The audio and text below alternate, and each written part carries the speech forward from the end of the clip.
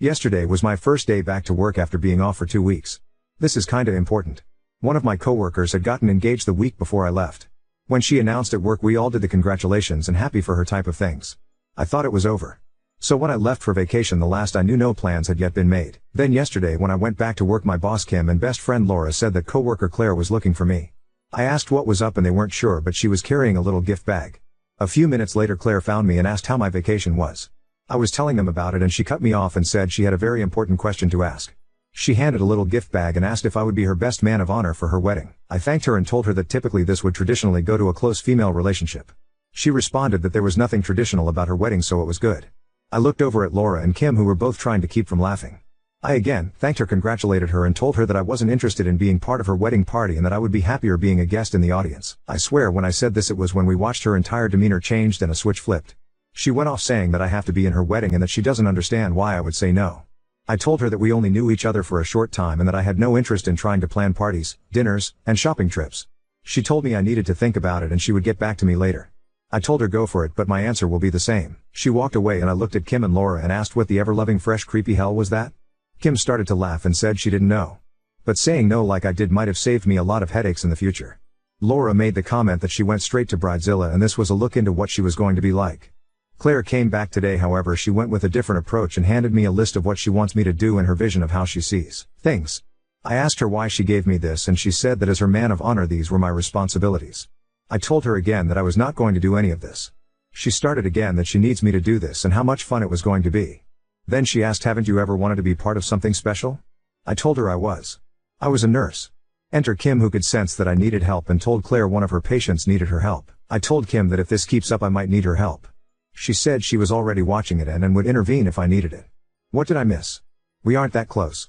She just transferred down to my unit from a different unit 6 months ago. I had no idea who she was until that point. Laura is saying that she is close in age to me and she might feel that to be enough of a connection. Did I miss something? When we are asked, are we supposed to automatically gush and jump up and down in excitement? Why is saying no a bad thing? Update 1. Hey everyone. First, I apologize. I never thought this was going to go as crazy as it did. I want all of you to know I read all of your responses and responded to as many as I was able to. Thank you all for your amazing insights and comments. Many that made me laugh. Which I needed. I have been sick and that really helped to cheer me up. I had to meet with my lawyer today regarding family issues. Editor's note: Oop goes into detail about those issues in other posts on his profile, but they weren't relevant here so I didn't include them. My neighbor / best friend / coworker Laura took me. I really felt awful and driving wasn't a good idea. We were talking about this on the way and we both were asking a lot of the same questions that all you were asking. The big one was that we were asking about the circumstances of her transfer. She went from med-surg 4 watts to the ER. That is a huge change. I have to work tomorrow so we will see what happens. But Laura and I are going to ask Kim about the transfer and raise a couple of other concerns. After I got home from the meeting with my lawyer I slept for the rest of the day. Many of you asked about if Claire and I hang out outside of work. The answer is no. I really don't know anything about her. I have helped her a few times with patients and different things, but our relationship is 100% purely work related. That was why I was so surprised that she asked me to do this. That is why I was so surprised that she asked me about being the man of honor. I have a very small friend base and in all honesty I like to keep it that way. I really have no interest in being a part of this. I'm not a wedding person. After reading so many Bridezilla stories and hearing about over-the-top weddings, they have become a huge turn-off to me, spending tens of thousands to hundreds of thousands of dollars with insane unrealistic demands that turn people against each other. Why? I would rather use that money and spend that time planning my next trip or vacation. Many people said that I was being used as a token or prop in a wedding. Or a gay best friend. I never really thought about it. I admit that I'm out and proud. But I'm not going to just pretend to be someone's friend just so they can fulfill some kind of fetish they have for wanting to have a gay best friend or some kind of status she feels the need to fulfill. It takes me a lot to get offended, but if this were actually the case then I would really be rather offended. I was not put on the face of the earth to be someone's play toy. A lot of people have said that maybe she doesn't have a boyfriend. She does. She has brought him in before. If she has any insecurity I don't understand it. She is attractive, smart and nosy stuff. So I'm at a loss as to why she is acting like this. A lot of people say go to HR. I'm starting that process with my boss Kim. She is completely aware of the situation, being with us when all this happened. She has told me that she is watching the situation and will jump in if I need her to. I trust her completely. While Kim and HR can control the situation from the hospital, they can't control the situation from a personal level if she were to maybe follow me home or a situation like that. So I think that covers it all. I wish I could say this is over. Update 2. I'll explain some background for you to understand this update. I was born into a family where I was referred to as an issue that needed to be dealt with. I lived in the shadows of my sister, who was the child my parents wanted. They wanted one child, which was a girl. That way dad had his daddy girl and mom had mommy little princess. Then I came along. Keep in mind that I'm 23, so back then my parents had options but chose to not use any of those options. So instead my parents raised my sister, and I was raised by a nanny who even to this day is one of the biggest influences in my life, and I am so grateful for her. She helped me with so much. I finally realized that all these years later, that by being referred to as an issue that needed to be dealt with, that they stripped me of my humanity and individuality and self-worth as a person. I think that's why I have worked so hard to establish myself in my career and in my life. As a way to become a person again and not just be that issue that needed to be dealt with. This past Thursday things came to a head with the bridezilla known as Claire, and the truth came out. My best friend Laura has been sticking close to me when we worked together if Claire was to start something. We weren't sure if she was going to leave it alone or start up again. I was really hoping that it was done. But she had to try once again. I've been sick and I had a busy morning, so I really just wanted a few minutes to go to the bathroom, grab a quick snack and maybe breath. Claire came up and had her list and asked if I had a few minutes to talk about the wedding planning. I looked at her and told her again no, that I was not interested in being part of her wedding and that I was not going to help in any way, and she needed to drop the subject and leave me alone. Again she went into the who thing of how I was going to do this and how much fun it was going to be. Here we go with that line all of you love the first time. Why in the ever-loving fresh creepy hell is it so important for me to be your man of honor? I'm not interested and I'm not doing it. It is as exactly as pretty much all of you told me it would be. She was just planning on using me as a token or a play toy. She took all of the fucked up gay stereotypes that are out in society and put them into one sentence. What modern liberal woman isn't going to have a gay bestie on her arm for special events? I felt everything in my stomach move and a wave of nausea come over me, and I felt like I couldn't get to the bathroom fast enough. This pissed Laura off to no end. Laura is really kinda like the overprotective sister that I wish I would have had, and took Claire off to visit our boss Kim and laid it all out. Everything that was said. While I wasn't in on that conversation, Laura and Kim filled me in on what was said. Kim came to check on me and I was still hiding in the bathroom. She knocked on the door and asked if she could come in. I asked her for a bottle of water first. While I was waiting I realized two things. I realized why I chose to not hang out with her and why I didn't like her. I couldn't figure out why I didn't like her, just that there was something that gave me the heebie-jeebies. But I realized that I didn't like her because she is a different version of my sister. While Claire is educated and employed, she doesn't care about other people and their feelings. She is like my sister in the sense that if she wants something bad enough she will figure out how to get it. The second thing I realized was that she did exactly what my parents did to me. She completely dehumanized me and reduced me to an entity, just kinda turned me into a token or a thing for her. I think the word that best describes it is a play toy. What really gets me is that just like my sister, Claire doesn't think she did anything wrong and I'm being too sensitive and a delicate snowflake. The next day an emergency meeting was held at work and Claire is being suspended pending investigation and a new transfer is being looked into. Kim made the request for her to be terminated. The director of emergency nursing said this was a last resort, but she was going to be looking into options which could be sending her to a new hospital or facility. This didn't go over well with me. I asked what would happen if she did the exact same thing to someone different. She didn't really give me an answer. But she said she still needs to look into a few things and at this point she is suspended. Anyway, here it is. I'm still pretty sick and had to work this weekend. If I can, I'll respond. I want to thank everyone for all the amazing support. I am going back to my lawyer to see if he can figure out how to send her a cease and desist letter to make sure she doesn't contact me. I'm heading to bed. Have a good night. I keep forgetting to thank my boyfriend. He has been with me on this, but more in the background. First when we were laughing about it. But when everything Thursday happened he was there as well. Elle was able to get him away from his unit for a little bit for the it will be okay boyfriend hug. He stayed the night with me a couple of nights as well, also helping with me being sick. So yeah. I'm very lucky to have such a great support. Update 3. I have always tried to do what I can to stay engaged with all of you and to respond as often as possible. Truth of the matter is that I hit a brick wall. Between everything with my parents, being sick and then the bridezilla, I just kinda lost all my motivation to keep the conversation going. But I will say this. I read all of your comments, every one of them, and there are not enough words in any language to say thank you for all the amazing support, feedback and suggestions. I am truly grateful for everything all of you brought to the table. I went back to my lawyer the other day and told him everything. I told him I only had her name but I did not have her address, and since he has resources that I wanted him to find her and send her a cease and desist letter to not contact me. He was looking into this. The good news. Claire has been terminated. While I am not able to talk about all of the details, I can say that this goes a lot deeper than what she did to me, and after Kim did some digging it brought out some information that could have put our hospital in a serious position. When this information was brought out in the open, it gave the director of emergency nursing, DEN, no choice but to terminate her, and it could put the DEN in a serious position as well.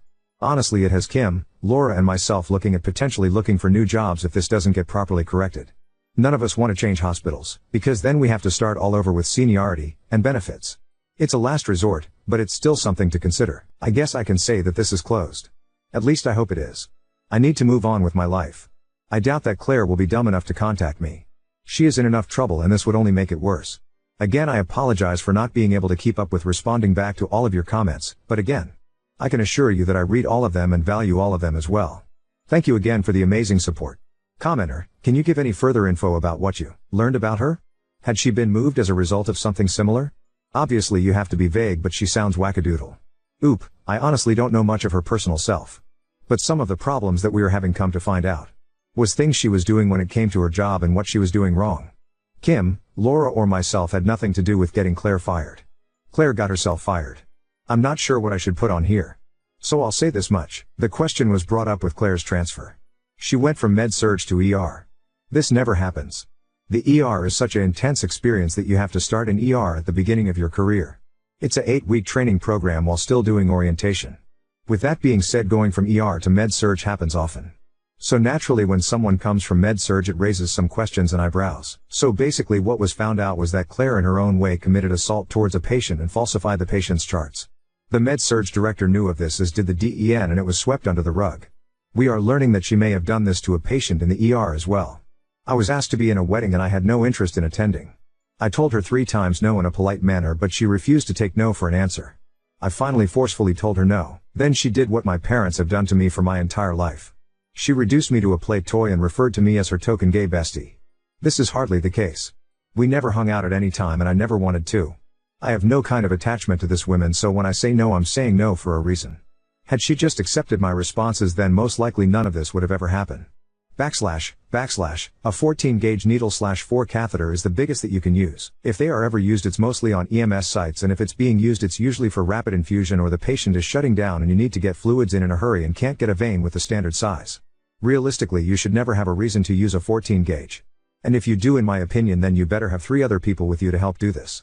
I hope in my lifetime I never have to use one. Also, the HIPAA notice. It's one of the first things you learn at the beginning of nursing school or med school. Basically, HIPAA is keeping a patient's privacy. What you can do is talk about the case as long as you don't reveal any information regarding the patient's identity. Also, opening a patient's file that you have no reason to open, and also a violation of HIPAA as well. These are serious offenses and could result in loss of license. With that being said, take this information and do with it what you will and form your own opinion. Now on to second story. Cheated with my fiancé's high school rival at my bachelorette party, and now guilt is eating away my wedding plans. My fiancé, Alex, male, 32, and I, 28, have been together for 4 years and were supposed to get married on the 28th of December. We had our bachelor/bachelorette parties last weekend because everyone was in town for the holiday. That's why we're having the wedding on the 28th. Everyone will be here anyway for the holiday, so coming to the wedding won't be a big thing. Alex is everything I want in a man. Editor's note: at first, she wrote Jake is everything I want in a man. She edited it once comments pointed it out. He's kind. He's funny and charming. He's tall and handsome. He's helpful. He's a leader. He's successful at his work with a great future. He's really thoughtful. One time, we were shopping and I looked at this butterfly decoration just in passing, and later on I got it for my birthday. He remembered that I liked it and went back and bought it for me and surprised me with it. Our sex life is very satisfying to me, and I think to him as well. He's not perfect, of course, and we have our disagreements like any other couple, but we're great together. I feel safe and loved with him. When we first got together, the subject of our past partners came up. I didn't have a lot of past partners as all my relationships were long-term. I had 3 boyfriends before Alex. The previous one was Jake, fake name. Jake was gorgeous. He had a very magnetic personality and always dominated whatever room he walked into. I felt so lucky when he chose me to be his girlfriend. We had a very intense physical connection that I sort of lost myself in. In every other way, Jake was terrible. He cheated on me. He stood me up on multiple occasions. He forgot important events like my birthday and my best friend's engagement party. I finally broke up with him. He didn't seem to really care about it, though, which hurt. He just ghosted me when I said enough. The reason I mention this is because I told Alex about Jake. At first he didn't connect the dots, but when I described Jake, he asked me if it was Jake, last name. I said, how do you know? And he told me that Jake had stolen his girlfriend from high school when they were all freshmen in college. It really hurt Alex, as he thought he would marry this girl. Jake later dumped her and she tried to get back with Alex, but Alex rejected her, telling me that she was disgusting. Alex was quiet around me for a few days after that, but he came around, thankfully. During my bachelorette party last weekend, one of my bridesmaids, Claire, fake name, invited a bunch of our old friend group to the Airbnb we were renting as a surprise. I thought they had all moved away, but they showed up, and yes, you guessed it, Jake was there too. I was pretty drunk, but I can't say I didn't know what I was doing. Jake was still really good looking and he talked only to me that night. He only flirted with me and no one else. He was charming and my inhibitions were down and we eventually went to a bedroom and we had sex. The next morning I was mortified. I told Jake that it meant nothing and he needed to leave and not get in contact with me again. Jake told me that he changed and was a serious person and serious about me. I told him to go and to please just shut up and leave. He seemed sad but he left. I made sure to make him swear to forget about it all and he did swear. I told Claire to keep quiet about it and to not tell anyone about Jake. She was the only one who really knew about our past relationship as she was part of the friend group. She agreed and said it was no big deal and one last fling before marriage. I think she was the only one who saw us go back to the bedroom but I can't be sure. All I know is that Jake and I were the least drunk people there and we were pretty drunk. Meanwhile it's been eating at me all the time. I can't sleep or eat.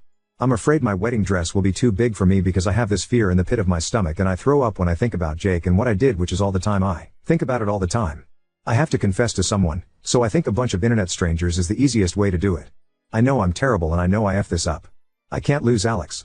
Why didn't I think of him when I was there last Saturday? Why didn't I consider Alex? I'm such a F at $king idiot. He's the best thing that ever happened to me and Jake is the worst. Alex has started to notice my changed attitude. I lied to him, again, and told him that I think I'm coming down with the flu and that he should stay away for a few days. Meanwhile I'm crying my eyes out in bed and Alex is being his usual great self and bringing me homemade chicken noodle soup his mom made. I can't tell him but I can't stand this. Does it go away over time? Update 1. Alex found out and he's done with me. I wanted to update everyone who read my original post, even though it's humiliating and painful. The truth is out, Alex knows, and the consequences have been worse than I could have imagined. I have no one to blame but myself. Thursday evening, Alex didn't come home after work. I thought maybe he was staying late, but around 9 p.m., I got a text from him. It was a photo of me and Jake kissing at my bachelorette party. No words. Just the photo. I panicked and immediately texted Claire, asking if she told Alex. She replied that he deserved to know the truth. I don't think she did it to be malicious. Maybe she was feeling guilty herself, but at that moment I was freaking out. I started spamming Alex's phone with calls and texts, begging him to talk to me. He left me on read. Then I logged onto social media and saw that Alex had posted that our wedding was cancelled because the woman I thought I was marrying turned out to be someone I didn't know. People started calling and messaging me, asking what was going on. I didn't know what to say. I panicked and lied, telling them we had a huge argument, but that we were working it out.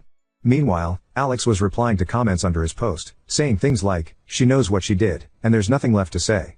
Friday night, Jake showed up at my apartment. He said he was sorry, claimed he didn't know Alex was my fiancée, and tried to explain himself. I told him it didn't matter. What we did ruined the best thing in my life, and I wanted Jake gone. I told him to leave and not come back. He tried to linger, saying something about how we could figure this out, but I slammed the door on him. He makes my skin crawl. Then, on Saturday morning, the hammer dropped. Alex's older brother, Mark, showed up with 2 of Alex's groomsmen. They knocked, came in, and started packing up Alex's things, his clothes, his personal items, even some of the furniture that belonged to him. I tried to talk to them, begging them to tell me where Alex was or how I could reach him, but they just ignored me or told me they didn't know where he was, which was probably a lie. Mark kept repeating that there was nothing to talk about. When they were done, Mark told me that Alex wanted me to keep the engagement ring. He said Alex didn't want it back because he had no use for it and selling it wouldn't make up for what had happened. He also told me Alex would be sending a check to cover my share of the cancelled wedding costs, and that his half of the lease was paid for. I begged Mark to at least put Alex on the phone with me and that he deserved some kind of closure by yelling at me and I'd at least be able to apologize where he could hear my voice. He just said Alex has all the closure he needs and to stop contacting him and just leave him alone and I've done enough. Mark used to be so kind to me, like a big brother. He was excited about the wedding, calling himself the future crazy uncle. Now he was cold and distant, talking like I was a stranger. That was when it really hit me. Alex was gone and my life was gone too. I can't afford to stay in the apartment. Alex paid the rent and utilities while I handled groceries, cooking, and chores. I don't make enough as a personal trainer to cover everything on my own, and I let my certifications lapse months ago because we planned on me being a traditional stay-at-home wife and mother after the wedding, which is something I really wanted. I've started packing my things and will be moving back in with my parents. I haven't told them the full story yet, just that the wedding is off. They've been supportive, but I know the full conversation is coming, and it's going to be excruciating. My friends are avoiding me, too. Some have unfollowed me on social media, and Claire hasn't responded to any of my messages since she told Alex. I don't even know how to begin rebuilding my life from this. I've lost everything that mattered to me because of one selfish, stupid decision. Alex was my rock, my future, and the best thing that ever happened to me, and I threw it all away for nothing. I betrayed him in the worst way possible, and I'll have to live with that for the rest of my life. He won't even talk to me. It's driving me crazy that I can't at least apologize to him in person. To Michael, real name, I know you'll never see this, I'm sorry. I know my apology means nothing, but I'll regret what I did for the rest of my life. You deserve so much better, and I failed you in every way that mattered. I know that when I'm old and gray, even if I find someone else, you'll always be in my heart. I love you to the moon and back, and I don't think I'll ever be able to love someone else the way I love you. There will always be some part of me that's always yours. Now, I have to figure out how to pick up the pieces. My life as I knew it is gone, and I have no one to blame but myself. Stop messaging me. I'm not reading them anyway. I've lost everything. There's no way you can make me feel worse than I already do. I'm barely hanging on to the will to live, here.